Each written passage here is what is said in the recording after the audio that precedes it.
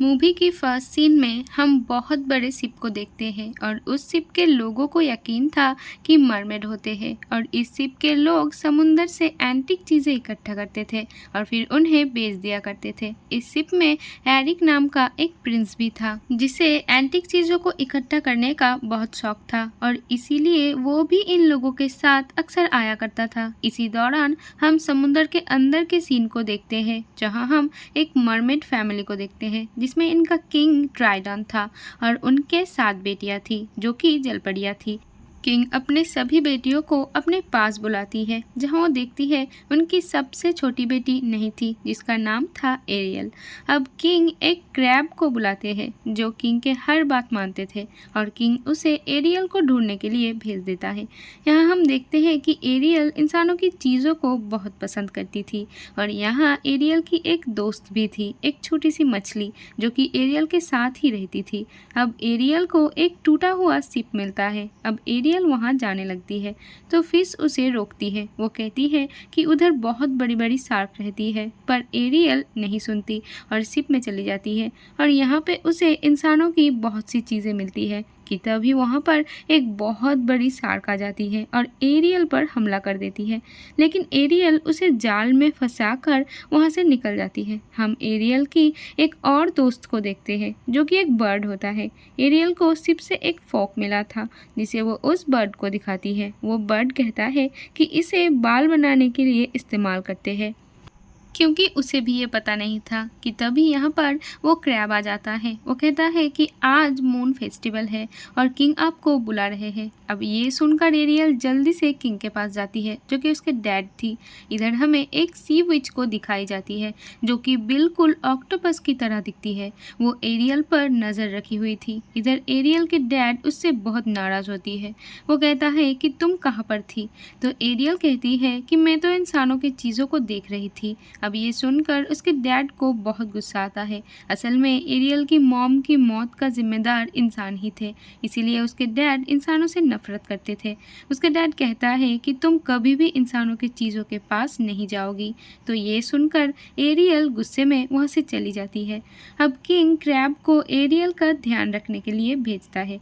यहाँ हम एरियल को देखते हैं जिसने इंसानों के बहुत सी चीज़ों को इकट्ठा किया था। असल में जो शिप डूबा करती थी एरियल उन शिप में पाए गए चीज़ों को इकट्ठा करती थी। उसकी ये ख्वाहिश थी कि वो इंसानों की दुनिया में जाएगी कि तभी उसे पानी के ऊपर से धमाके की आवाज़ आती है। जब वो ऊपर जाती है तो वहाँ उसे वो शिप दिखाई देती है जिसे हमने मूवी के फर्स्ट सीन में देखा था।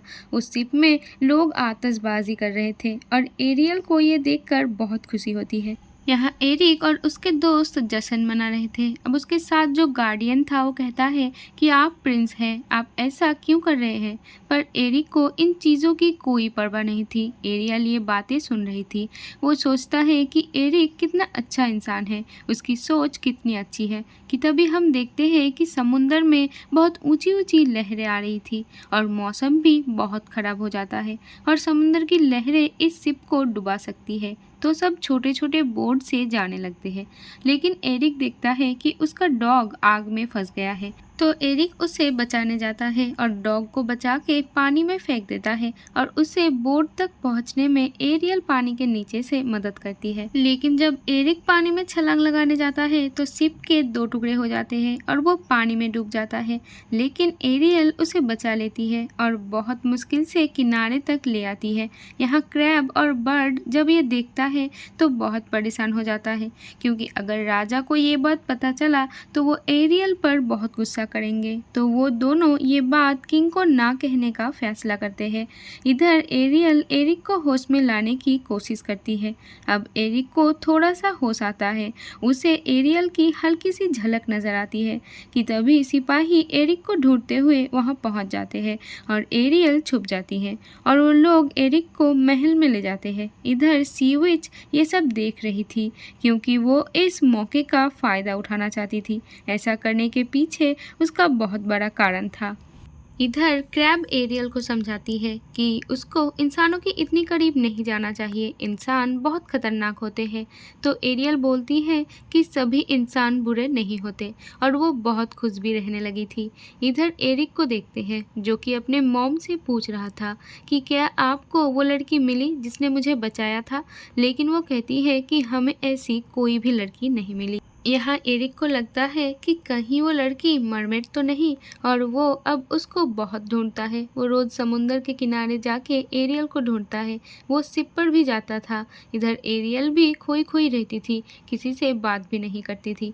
तो उसके डैड को उस पर शक होता है, तो वो क्रैब से पूछता है और क्रैब उन्हें सब बता देते हैं कि एरियल ने एक इंसान की जान बचाया था। अब ये सुनकर किंग को बहुत गुस्सा आता है और वो एरियल के पास रखी हुई इंसानों की चीज़ों को तबाह कर देता है। एरियल उन्हें रोकने की बहुत कोशिश करती है, पर वो कुछ भी नहीं सुनते। इससे एरियल बहुत दुखी हो जाती है कि तभी उसके सामने वो सी विच आती है, जो कि बताती है कि मैं तुम्हारी आंटी हूँ और मुझे पता है कि तुम्हें क्या चाहिए, और अगर तुम ये सब चाहती हो तो तुम्हें मुझसे मिलने आना होगा। अब एरियल उनसे मिलने जाती है। सी विच कहती है कि मैं जानती हूँ तुम इंसानों की दुनिया में जाना चाहती हो, और मैं इंसानों की दुनिया में जाने में तुम्हारी मदद कर सकती हूँ, पर इसके बदले तुम्हें मेरा एक काम करना होगा और मैं तुम्हें इंसानों की दुनिया में भेज दूंगी।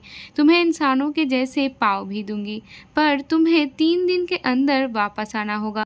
और विच ये भी कहती है कि अगर वो एरिक को बताए कि वो उसे पसंद करती है तो वो हमेशा के लिए ज़मीन पर रह सकेगी, लेकिन अगर ऐसा ना हुआ तो एरियल को खुद को सी विच के हवाले करना होगा। और वो ये भी बताती है कि उन 3 दिनों में एरियल की आवाज़ सी विच के पास होगी।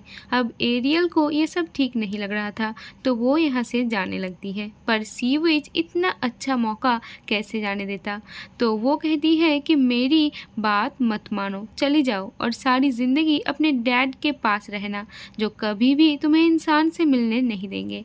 अब ये सुनकर एरियल विच के पास वापस आ जाती है और उसकी हर बात मानने को तैयार हो जाती है। और अब विच जादू करती है और एरियल की आवाज़ को एक लॉकेट में कैद करके अपने गले में डाल लेती है, और अब वो एरियल को एक इंसान में बदल देती है। अब एरियल एक इंसान बन गई थी, तो उसका पानी में दम घुटने लगता है और तैर के वो किनारे पे आ जाती है। असल में ये सब विच का एक चाल थी। अब समुंदर में एक मछुआरा मछलियाँ पकड़ रहा था कि तभी उसकी जाल में एरियल आ जाती है और मछुआरा उसे कहती है कि तुम फिक्र मत करो, मैं तुम्हें अपनी क्वीन के पास ले जाऊंगी। यहाँ एरियल जब अपनी पाँव देखती है तो वो काफ़ी खुश हो जाती है कि तभी एरियल के पास उसके जानवर दोस्त भी आ जाते हैं, क्योंकि उन्हें पता चल गया था कि एरियल अब इंसान बन चुकी है। अब मछुआरा उसे अपनी क्वीन के पास ले आती है, जो कि और कोई नहीं एरिक की मॉम थी। वो एरियल की बहुत अच्छे से ख्याल रखती है। एरियल गाना भी गाती है, लेकिन उसकी तो आवाज़ ही नहीं थी, क्योंकि वो तो विच के पास थी। अब जब एरिक उससे मिलने आती है तो वो एरियल को नहीं पहचान पाती है।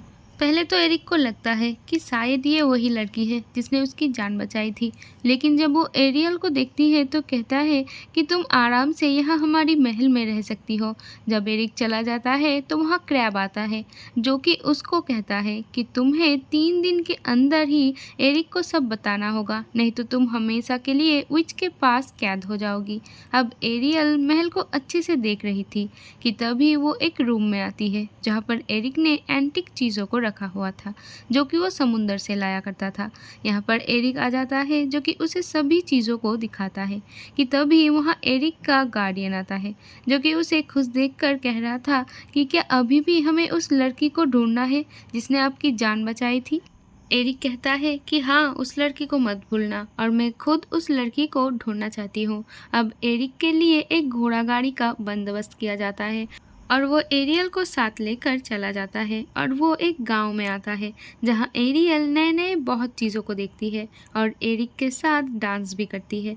और रात को एरिक एरियल को बोर्ड में बिठाकर समुंदर की सैर कराने ले जाती है, जहां एरियल की दोस्त भी थे कि तभी विच अपने जादू से बोट को पलट देती है, लेकिन वो दोनों बच जाते हैं। इधर एरियल के डैड अपने बाकी बेटियों से पूछता है कि एरियल कहाँ है। यहाँ किसी को भी एरियल के बारे में कुछ नहीं पता होता और अब सभी एरियल को ढूंढने लगते हैं। इधर एरियल और एरिक महल में आ जाते हैं, जहाँ पर एरिक का गार्डियन उसे कहता है कि मुझे लगता है कि आपको वो लड़की मिल चुकी है जिसकी आपको तलाश थी, जिसके साथ आप हमेशा खुश रह सकती है। मगर एरिक अभी भी उस लड़की से मिलना चाहता था जिसने उसकी जान बचाई थी। अब एरिक समुंदर के किनारे जाता है और आवाज़ें लगाने लगता है कि आखिर किसने उसका जान बचाया था।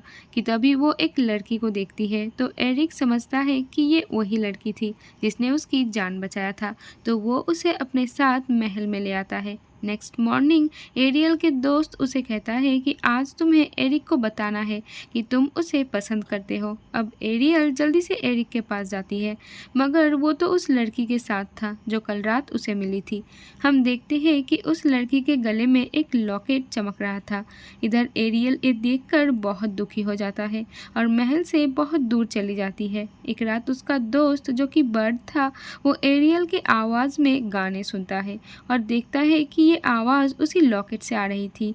और हम देखते हैं एरिक को जो लड़की मिली थी वो और कोई नहीं, वो तो विच थी। ये सब जानने के बाद वो बर्ड एरियल के पास जाती है और उसे सब बता देती है। अब ये सुनकर एरियल फिर से महल में आ जाती है, जहाँ महल में एरिक और उस लड़की की शादी की तैयारी चल रही थी। कि तभी वहाँ पर एरियल के दोस्त आ जाते हैं और विच पर हमला कर देते हैं और एरियल उसके गले से लॉकेट को उतार देती है जिसमें उसकी आवाज़ कैद थी। अब अपनी आवाज़ आने के बाद वो एरिक को बताती है कि मैं ही वो लड़की हूँ जिसने तुम्हारी जान बचाई थी। अब विच भी अपने असली रूप में आ जाती है और अपने बड़े बड़े टेंटिकल से सब पर हमला कर देती है और एरियल भी वापस जलपरी के रूप में आ जाती है और विच उसे अपने साथ समुंदर में ले जाती है, जहाँ एरियल की डैड आ जाती है। विच कहती है कि एरियल से मेरी एक डील हुई जो कि तुम नहीं तोड़ सकते। अब एरियल की डैड एरियल को बचाने के लिए विच से अपना जान का सौदा करती है। विच अपने जादू से किंग को मार देता है और उसका जादुई हथियार भी ले लेता है और अब उसका पूरा समुंदर के क्वीन बनने का सपना पूरा हो जाता है। वो एरियल को मारने ही वाली थी, लेकिन तभी एरियल को बचाने के लिए वहाँ एरिक आ जाता है, तो विच खुद को एक बहुत बड़े ऑक्टोपस में बदल लेता है। एरिक भी एक शिप पर लटका हुआ था और एरियल एरिक को बचाने की कोशिश कर रही थी। अब एरिक एक पहाड़ पर चढ़ जाता है और एरियल शिप को घुमाकर विच के अंदर घुसा देती है, जिससे वो खत्म हो जाती है और विच के मरते ही एरियल के डैड भी जिंदा हो जाते हैं और एरियल अपने डैड का हथियार भी उसे लौटा देते हैं। और अब वो एरिक और उसके बारे में अपने डैड से कोई भी बात नहीं करती, क्योंकि उसके खातिर उसके डैड ने अपनी जान दे दिया था। इधर एरिक भी समुद्र के किनारे आ जाता है और अपनी मॉम से कहता है कि मुझे समुद्र के अंदर एरियल को लाने जाना है, पर उसकी मॉम उसे समझाती है कि ऐसा नहीं हो सकता क्योंकि तुम एक आम इंसान हो और एरियल एक जलपरी। इधर एरियल के डैड क्रैब से पूछता है कि अगर सब कुछ ठीक हो गया है तो मेरी बेटी इतनी उदास क्यों है। क्रैब बताता है कि एरियल की खुशी एरिक के साथ है। अब ये सुनने के बाद एरियल की डैड उसे इंसान में बदल देते हैं और आखिरकार एरियल इंसान बनकर एरिक के पास पहुंच जाती है, जहां दोनों की शादी हो जाती है और ये दोनों पूरे दुनिया घूमने जाते हैं, जहां जाने से पहले एरियल अपने डैड से मिलती है। उसकी डैड बताता है कि मैं गलत था, हर इंसान बुरा नहीं होता और अब हम मरमेड्स अब मिलकर इंसानों के साथ रहेंगे। और ये सुनकर एरियल बहुत खुश होती है और इसी के साथ ये मूवी यहीं पर ख़त्म हो जाती है।